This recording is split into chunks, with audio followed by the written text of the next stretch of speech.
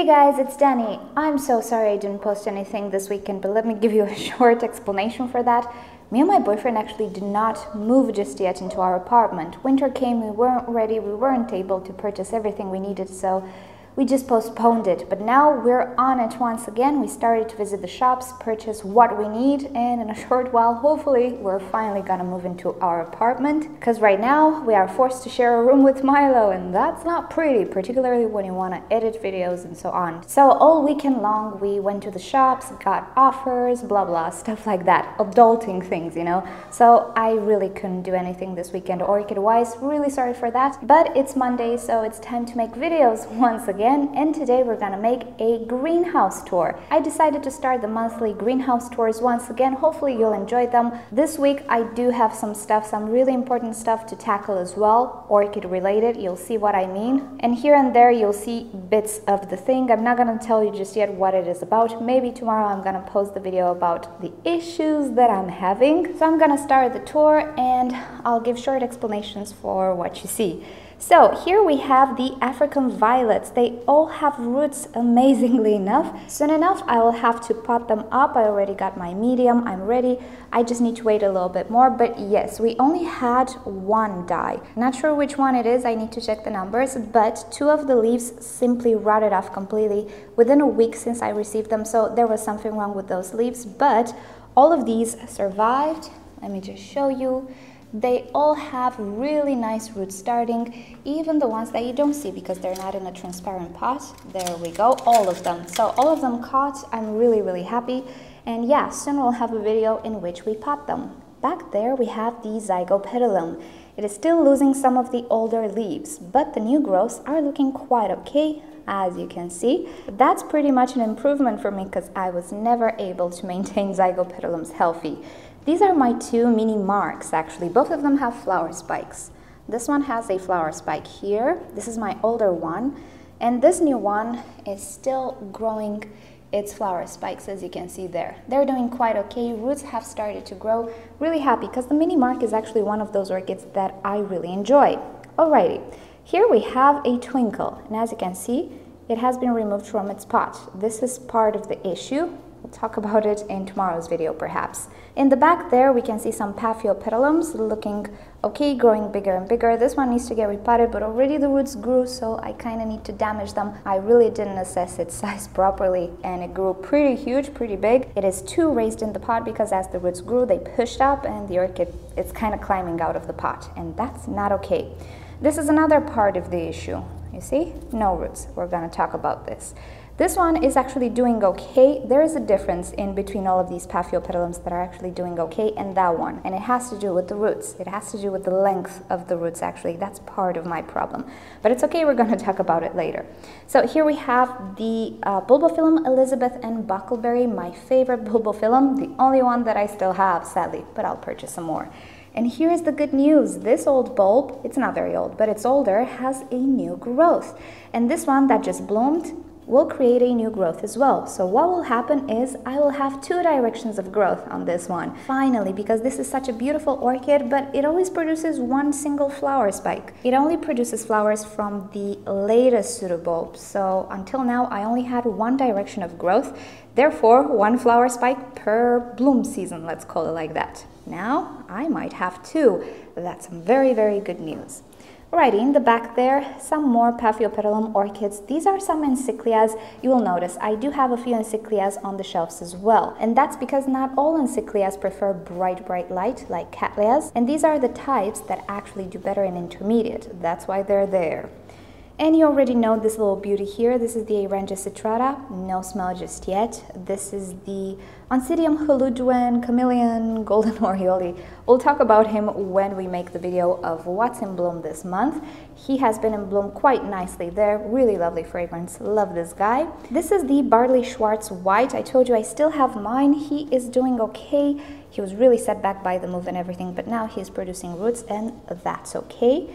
And back there we have some orchids that I purchased recently. We have the, what's your name? Sarcochilus, and then the Vitellina, and then the Oncidium sotoanum. They're all growing really nice. And here we have the Silagina usitana. You might notice there's something changed. I changed the pot, I changed the medium. She's part of the problem. You'll see later. I'm sorry, I keep saying this is part of the problem, but I'm not gonna tell you yet. I'm gonna tell you tomorrow. It's a big, let's say, elaborate thing, and I want to give proper explanations because, well, if I just mention things like that, there will always be comments. It's because of this or that or the other, when it's not, because I just didn't give enough details. So that's why I don't say anything now. I prefer to make a separate video. Here's my Hoya Bella. Do you see how pretty she looks? I really need to keep this somewhere on a higher shelf and properly display it.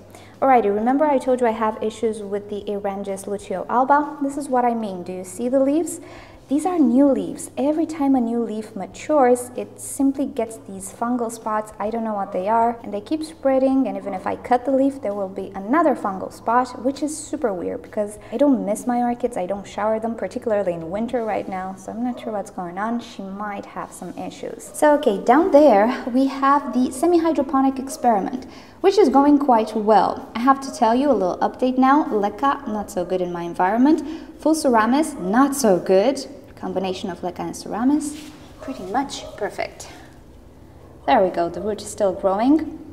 I will refer to this in tomorrow's video as well. And here is my weird Oncidium, which is preparing a flower spike from on top of the pseudobulb. Yes, he's still growing it, still forming buds, as you can see. So yeah, we're gonna have some weird blooms soon. These are the Dendrobium phalaenopsis, and funny enough, I purchased 2 more.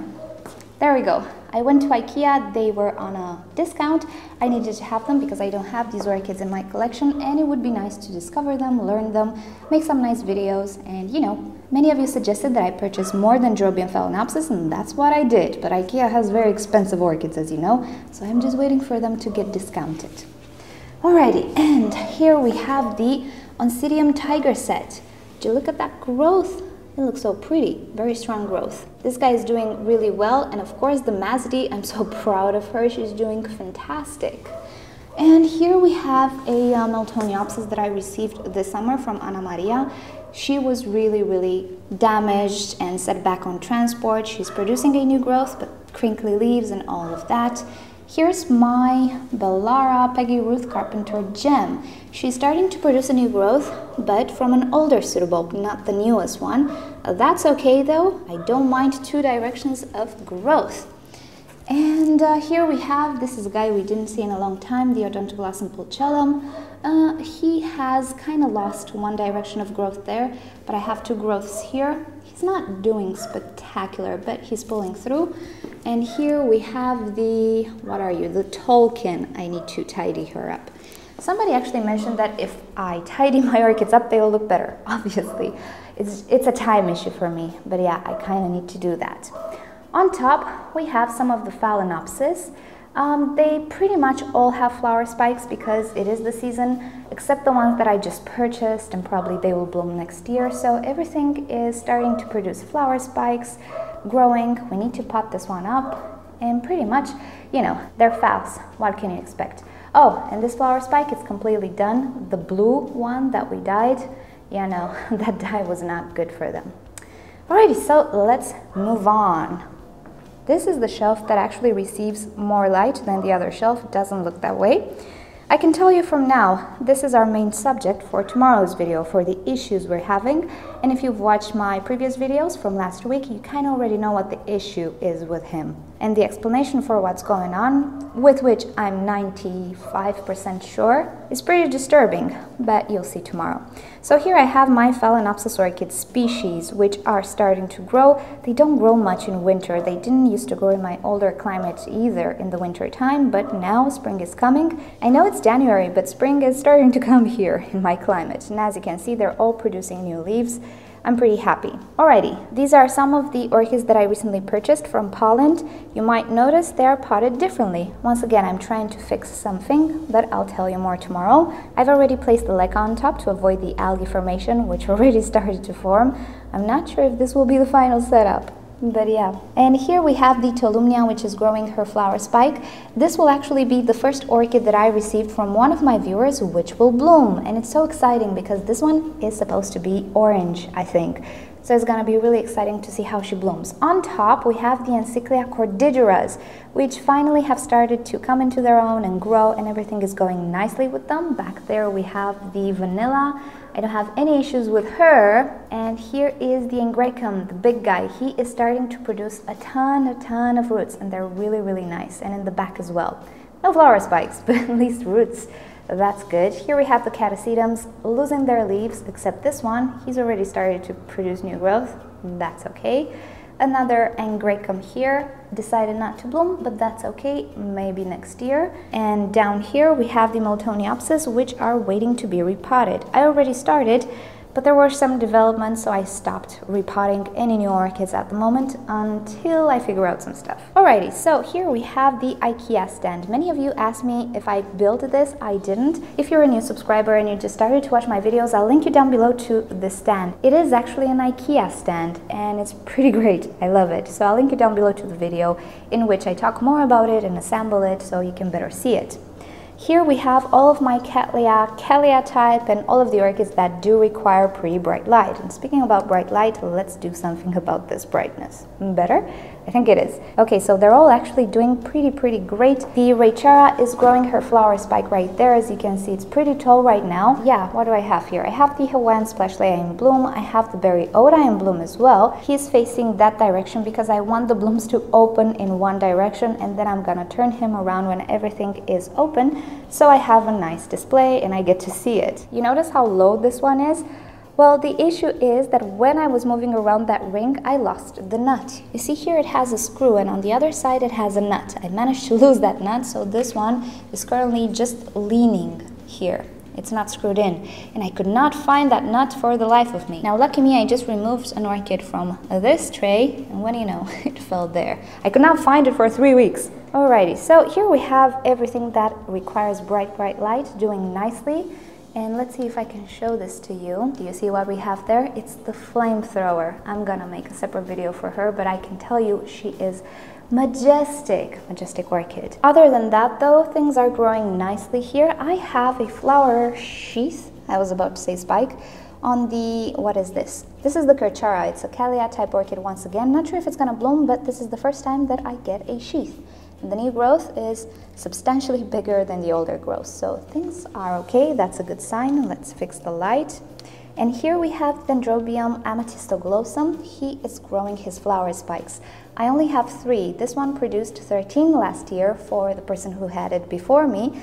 But you know how it is, I just received it 2 months ago. It's pretty much a surprise he's blooming at all, so that's good. Oh, and I don't know if I showed you this. This is a Cattleya I recently, well, maybe not recently, but I purchased a few months ago. This is the Cattleya intermedia, variety Equini. She has a flower spike developing in the sheath. I'm so happy. This is a gorgeous orchid. And here we have some more Cattleya orchids.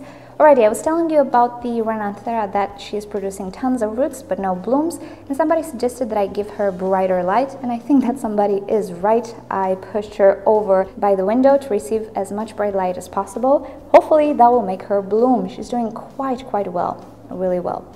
Lost all the buds on this orchid because it's the first blooming and it didn't produce a sheath, and it's supposed to produce a sheath, therefore the buds have dried.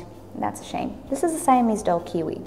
Other than that, things are looking pretty okay here. Nothing to brag about. Oh, maybe this one. This is the Rhynchoredes Bangkok Sunset. She is opening up her blooms. They're really colorful and really nice, but she's not sitting along with the other Vandas because, do you see this? Yeah, I'm trying to not give her so much bright light. This is not a bright light orchid. As we discussed about a few videos ago, I also tidied her up, cut away the leaves that were already drying out, so she's looking a little bit better.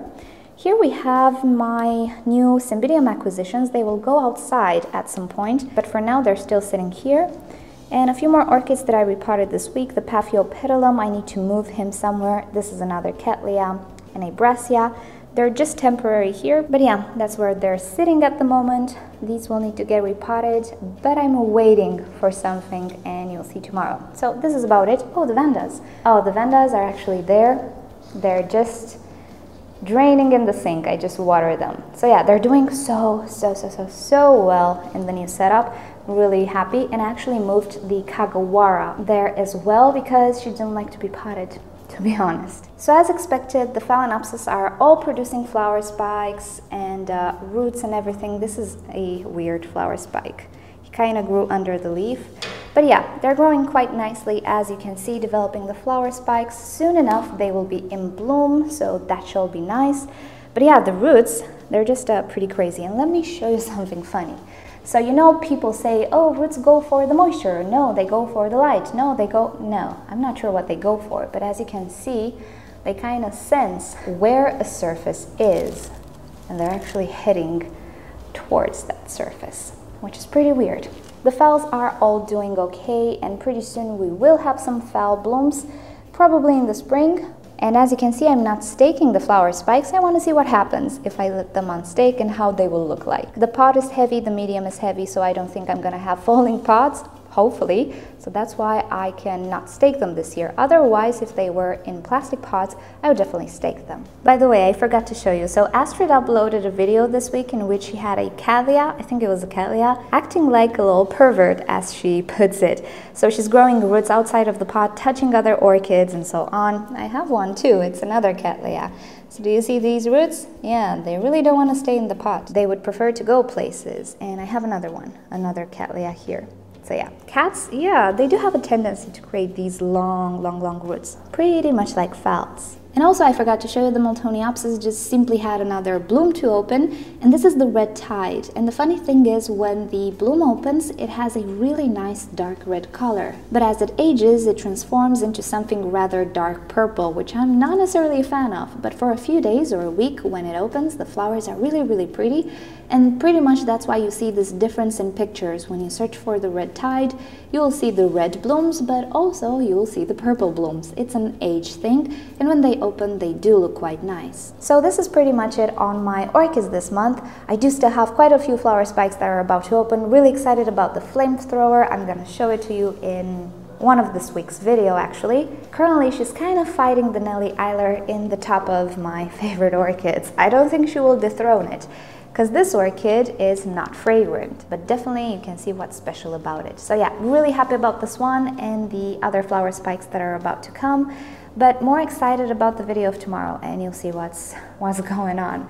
So alrighty guys, thank you for watching this video. Sorry about last weekend once again, but you know, some stuff just need to be done and they don't necessarily have to do with orchids. So alrighty guys, thank you for watching. Hope you enjoyed this. If you did like it, please give it a thumbs up. If you hated it, give it a thumbs down. Subscribe to my channel for regular orchid and plants videos, and don't forget to turn on notifications so you never miss a video. And with that said, I'll see you guys tomorrow. Bye! Now, if you've ever had Maxillaria orchids, you know they have a really nice trait. They actually have red roots. And this is no exception. This is the Maxillaria schunkiana. Now it's called Brazilian orchids. And look at that new root. It is red. So if on your Maxillaria you see that, don't worry. It is perfectly normal. They do produce red roots when they're new. Afterwards, they change color, as you can see here. But initially, they are pretty red and pretty attractive, I might add.